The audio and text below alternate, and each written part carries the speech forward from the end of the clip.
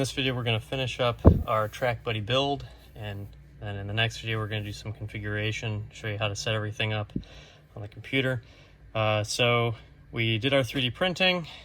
We've got our top and our bottom, and so obviously we're going to orient our Track Buddy in here, get all the wires in there, and then screw the top on. Now, one note is I didn't initially like how the top was done, and so I used my drill press and a 3/16 inch drill bit, and I drilled right through these holes so that the buttons would fit in a little bit better, and it would, wouldn't have any real tension on the button.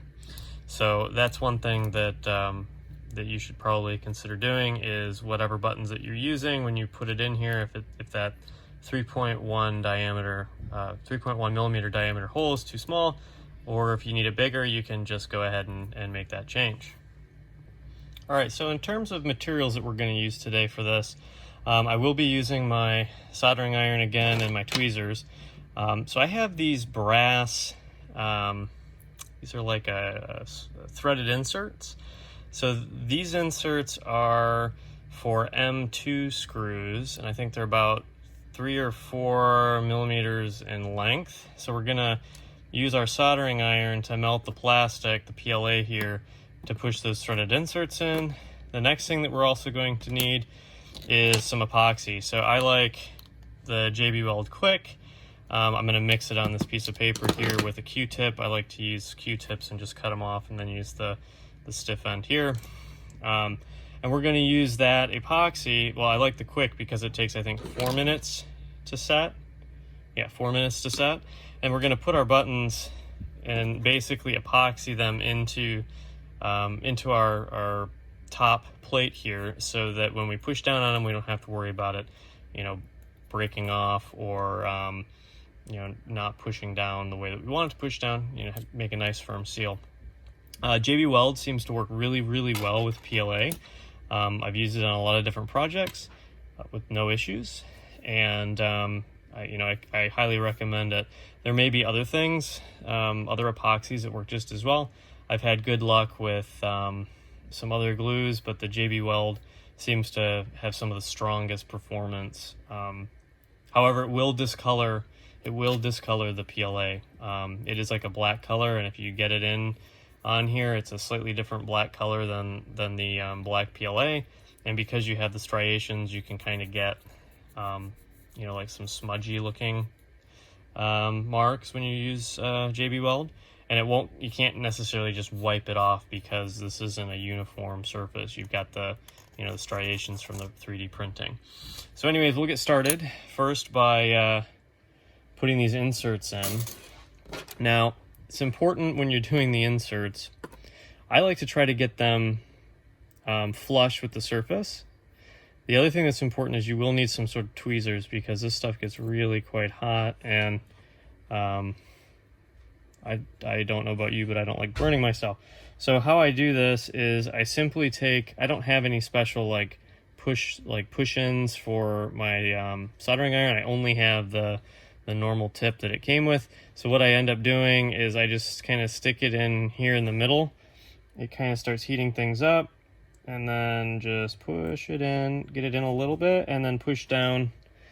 It might have been hard to see, but I pushed down from the top of the brass insert down onto the till it gets flush with whatever surface that I'm trying to get that insert into. So we'll do that for these other ones.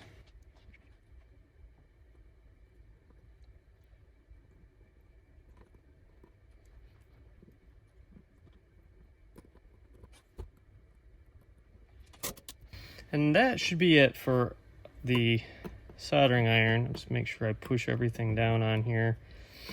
Make sure that it's nice and flush. If it does, if you do run into a situation where it's not flush, you can always just apply a little heat.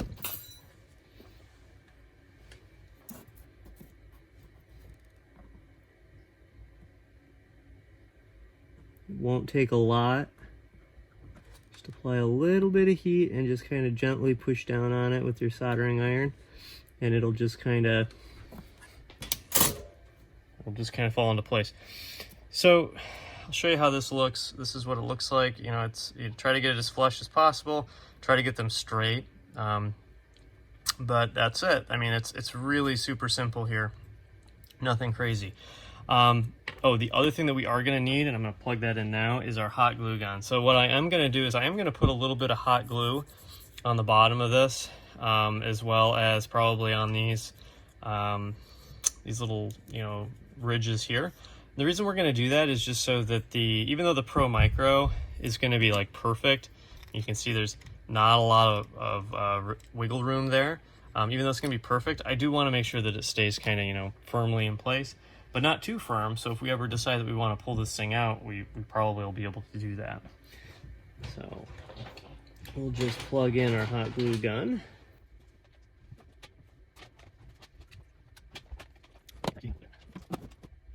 All right, so next we're gonna go ahead and do the epoxying to the top of the lid. So it's a two-part epoxy, at least JB Weld is. Your mileage may vary depending on what you're using, but you just put a little in. That you don't really need a ton of JB Weld, which is really nice as well. It's quite viscous, and it usually works well. Depending on how old your JB Weld is, you may need some. I use parallel pliers there to get it open. That should do it. This is an old tube. I've had it for probably about a year or more. Don't go through it very often. Stop.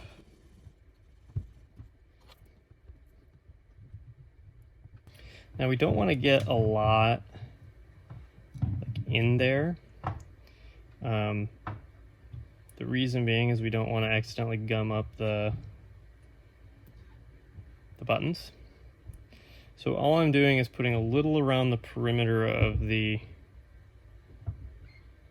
hole here.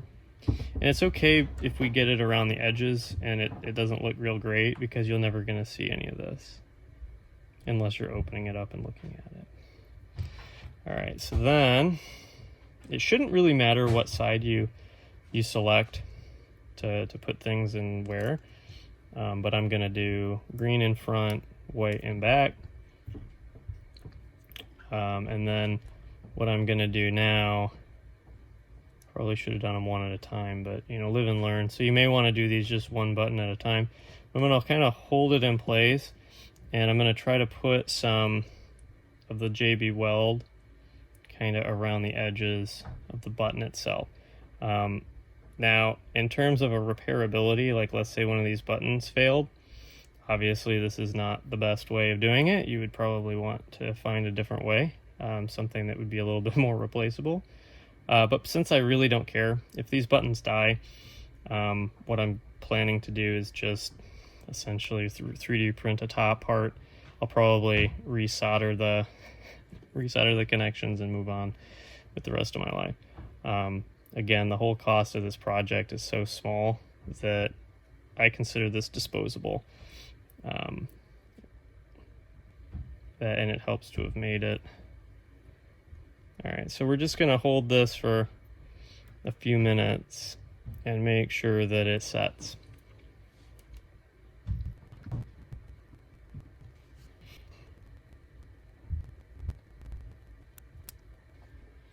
All right, so now we've set long enough that, you know, it's staying in place. It's obviously not 100% yet, so we're gonna have to be careful and gentle with it, but we are, you know, set after 4 minutes or so.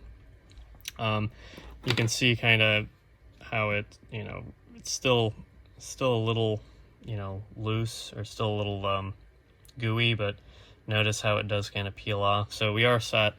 It does take, I think, about 24 hours to harden completely. So do be careful when you're doing this, just so that you don't, you know, start pushing the buttons too hard and then rip one of them off, because that's always a bummer. It's a pain in the butt to clean off. All right, next we're going to go ahead and start putting together the Track Buddy in its final form. So what we're going to end up doing is we're going to slowly and gently lower this in here just so that we can make sure that everything fits well. So see if I can make it so you can see it well. So this is a little tricky, right? But it will eventually slide in, maybe. There we go. Gotta probably get that in there. I may not actually need super glue, or not super glue, hot glue. It would be nice though, because you have to kind of be careful with the port. You can run into situations, it's fitting in there. Yeah, I want it to make sure that it sits flat, right? We want to make sure that we can get our USB stuff in there. But I do see like some I guess some junk PLA. So what we're gonna do before we really get crazy here, we're gonna take this out, take this back out. I'm gonna use a small file and just file this off.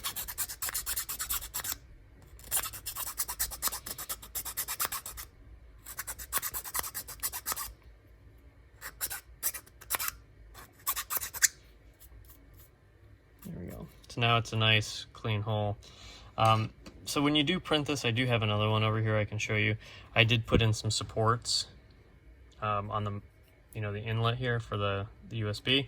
So do make sure that when you pull that all out with some pliers or something, that you get it a little bit clean, at least a little bit cleaner than I had it originally. So now that we've got that, hot glue should be about ready. All I'm going to do for the hot glue is I'm going to put a little dab, just here in the middle, and then try to push this down on top of it so that it'll stay in place. Because when I'm putting in and out the USB, I don't want it to necessarily get like dislodged or move, because that could make it harder to plug in later. All right, so put in a little hot glue there. I got to work quick now. All right, good.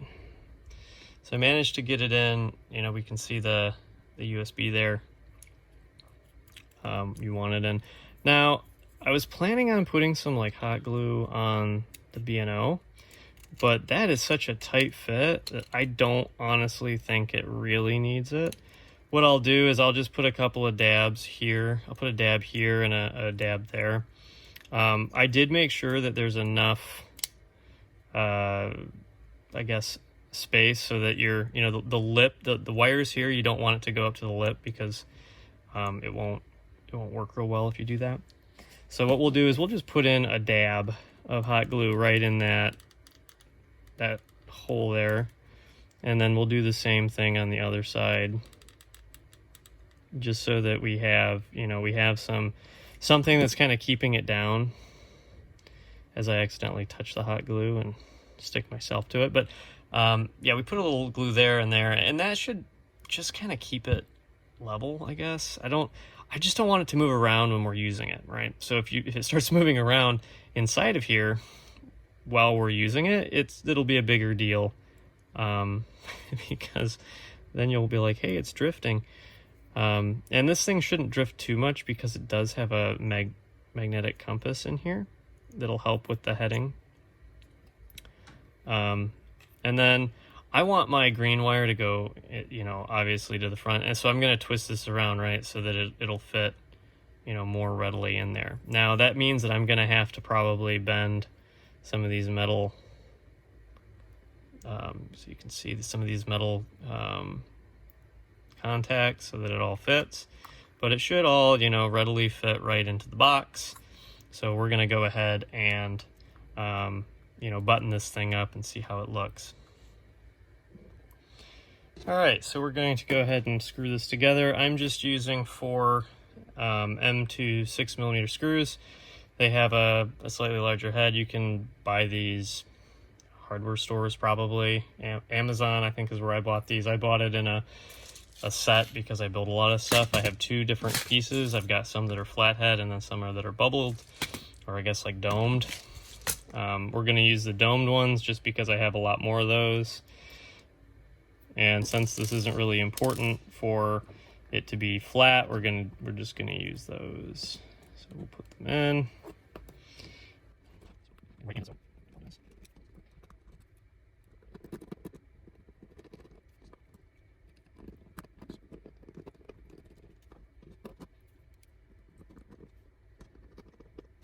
All right, so there we have it. We have, let's see if I can get it to zoom in, zoom on the right thing, or not zoom, get it to focus.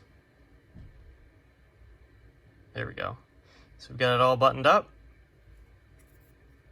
And the USB is actually, you know, where we want it to be. And that should be it. We'll go mount this onto our headset now. All right, so let's just take a quick look at how we mounted it.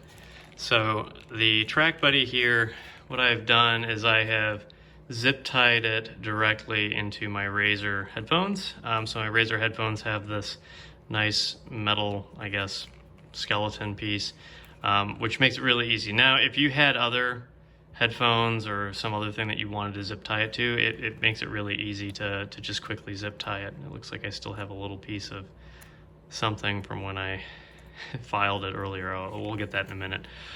You just want to know a couple of things. One is don't put it near any magnets like your actual speakers, right? So if I put this by my speakers, I could potentially get interference. You don't want that. And don't put it by any giant magnet sources because there is a compass in here and it will disrupt it. So other than that, it's a really straightforward mounting process, right? There's nothing crazy going on here. These are just cable ties. It came, zip ties. It came in a bag of cable ties that I used to cable tie, my computer build as well as my desk, and they work fabulous. Alrighty, well let's go back into the computer and take a look at how to configure this. All right, so we are back in the computer. So we're going to do some quick code changes to Track Buddy. We're going to reflash its firmware, and we're also going to need to download a piece of software called OpenTrack. So OpenTrack is a fabulous piece of open source software. It is set up to basically allow you to do head tracking for Microsoft Windows, Linux, and Apple. So what you can do here is you can go ahead and download this through the releases page. You can find the different version that suits your needs. I use the Windows 32 setup. It just is a regular installer. It installs into my program files, and I can execute it right from there. I've also used Portable in the past just so that I had something I can move around. This is just inside of a folder, and then as long as you open it up inside of that folder, it all the libraries and what have you that is necessary to run the software will just run, and there's no issues there either. So go ahead and grab this, and I've already got it kind of pulled up here. But before we go into this, we're going to quickly go in and reflash our Arduino here. And the reason I'm doing this is I just want to make sure that my debug is set to false. Now, I'm not 100% certain if these print statements will actually get executed if I do not have a serial monitor open. But I don't really want to find out because typically if you are printing things, it will slow down performance a little bit. I really don't care to have any amount of performance degraded for a head tracking solution when we're actually using it. And I'm not going to be watching this, right? We already did the testing. We already know that it works. So we're going to go ahead and change that to false. We're going to make sure that our port is selected. We're going to go ahead and upload it.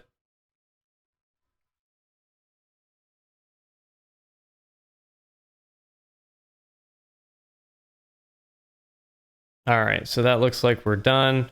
We can quickly check by going into our USB game controller and making sure that Track Buddy is available. It is, we're good. We'll go ahead and close our Arduino IDE and we'll get into Track Buddy here. So your Track Buddy, or it's not Track Buddy, OpenTrack software will probably look a little different. It may be set to something like Point Tracker 1.1. Point Tracker 1.1 would be if we were using a camera and some infrared LEDs to do our head tracking. This is, I think, how Track IR kind of works. And then there's other open source, plans on the internet that show you how to create the LED type head tracking solution, and then how you can mod things like a PlayStation 3 eye camera, which is also a really good way to do head tracking. Don't get me wrong. I just kind of thought that this was a fun project, and I actually do like this head tracking solution a little bit better than my foray into the IR LED pieces. So anyways, make sure that you select joystick input. when you go into joystick input, we want to click on the little hammer to bring up the settings. Make sure that you select your Track Buddy as opposed to, your joystick or your throttle. Sometimes it is defaulted that way. And then the other things that you need to do is make sure you disable X, Y, and Z axis, right? We are not going to be using any of the translation. You're not going left and right and up and down or forward and backward in your cockpit. You're going to be just, moving your head to the left and to the right and looking up and looking down and maybe moving, like a little roll, I don't know how much roll you'll actually use, but these are the 3 axes that you want. So you want to make sure that joystick axis number 7 is set for yaw, pitch is number 2, and roll is number 3. Not 100% certain why they're incremented this way. I haven't figured out how to make the yaw go to axis 1. If anyone does know, let me know. If there's a code change, put in a pull request, please. Would love to be able to switch yaw to be axis 1, 2, and 3, and then it would be really easy, right? Yaw, pitch, roll, 1, 2, 3, done. But unfortunately, don't know how to do that right now. So axis number 7 it is. All right, in terms of that, your setup is pretty much done at this point. If you hit start, you'll see that we can move left and right. Now, a couple of things. When you hit start, that's going to put the little octopus's head straight at, wherever you're at. So if your Track Buddy was like facing the ground, and then you try to tear it, it will not probably work out the way that you expect. So what you want to do is make sure that you're facing directly at your computer. So like, let's say I am kind of tilted a little to the left, so I'm going to stop it. I'm going to look straight at my computer. I'm going to hit start, and it looks a little bit better, right? Now, the other thing that you're going to want to do is go into your mapping. And so when you look at these curves, you have the opportunity of doing like, your yaw, your pitch, and your roll, and setting out the max input. So you can go, 90, 180, these different degrees. And then that just changes your y-axis here. In terms of your actual movement, right? So for yaw, when I look to the right or to the left, I've actually increased it a little bit here so that I'm not having to look all the way around behind me to get to 180 degrees. And you'll want to experiment with these to see what is comfortable for you and not comfortable for you. I really don't do anything on roll because it's not that important to me. In fact, I may as well like disable it. I don't really use it, but I've left it on just to showcase here. So once you've set these curves, and you can do them asymmetrically or symmetrically, I've chosen to do them symmetrically. So if you do it asymmetrically, you can just click here, and then what is this pitch? So up would be, one of these, and down would be the top one, and up would be the bottom one, and you can, change things around. But for all intents and purposes, this works great for me. I'm gonna click cancel here just so I don't change anything. All right, the other thing that you can do is you can look at your options. And if you do find out that like your yaw is the wrong way, you can invert it here, or pitch, or whatever else. You can also disable different components. So I've disabled X, Y, and Z because there's no reason for them to even be there. Relative translation, there's different things that you can do here, but I've not done anything. For the most part, all I do is yaw, pitch, and roll. And I found that I had to invert my yaw just so that it would, look the way that I was thinking it would look. You may not need to. You may need to use it uninverted, right? Whatever your default positioning was.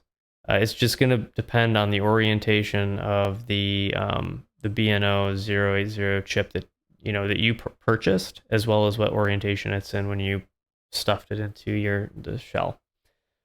Other than that, that's it. This is all that you have to do in order to get the Track Buddy to work, right? There's no other things that need to be done. There's nothing else that needs to happen. Just start something like this before starting DCS or whatever flight simulator you're using. It's also important, if you do run into issues, just Google, like Okay, let's say that it didn't work with Elite Dangerous, right? You can certainly go onto Google and look up using, Open Track with Elite Dangerous, and it'll probably have some step-by-step tutorial on how to configure that for that particular application. This is a very prolific application in terms of head tracking. But that's it. You have successfully, completed making a Track Buddy. I hope that works well for you if you did decide to make one, and wish you the best of luck. Alrighty, well, that's it for me.